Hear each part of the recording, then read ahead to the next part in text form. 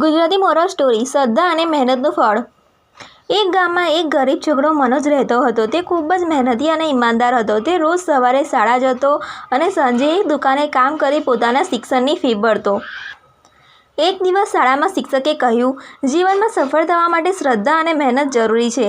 આ વાક્ય મનોજના હૃદયમાં ગુંજી ઉઠ્યું। મનોજે નક્કી કરી લીધું કે તે ક્યારેય મહેનતથી પીછેહઠ નહીં લે। તે નિયમિતપણે અભ્યાસ કરતો રહ્યો અને સાથે જ દુકાનનું કામ કરતો રહ્યો। સમય પસાર થયો, પરીક્ષા આવી અને મનોજે સારા ભણીમાં પ્રથમ સ્થાન મેળવ્યું। તેના આફલાથી ગામના તમામ લોકો હેરાન થઈ ગયા। એક દાતાએ તેને કોલેજમાં ભણવા માટે સહાય આપી। મનોજે કોલેજમાં પણ સારો અભ્યાસ કર્યો અને એક દિવસ મોટો અધિકારી બન્યો। આ વાતથી આપણે શીખવા મળે છે કે શ્રદ્ધા અને મહેનત ક્યારેય વ્યર્થ જતી નથી। તે વ્યક્તિને એક દિવસ જરૂર સફળ બનાવે છે।